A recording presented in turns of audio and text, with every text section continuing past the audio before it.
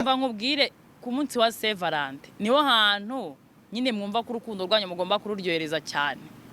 Uri kubyumva?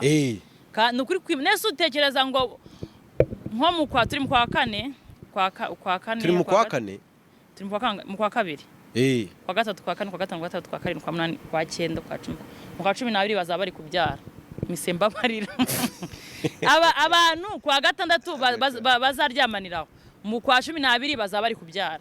Rura munsi niho farumasi zicuruza cyane akuzi nkubu kuri Saint Valentin ziramutse zifunze nk'iminsi 3 amasaha 72 abakobwa benshi bababyeyi. Oya genda nukuri oya genda nyine uzi bavuze cyangwa imiti kabura bavuze ngo ikize bavuze nkuba hambonekamo nk'ikibazo avuga ati imiti yo kunywa ituma abakobwa badasama igiye kubura icyumweru bro.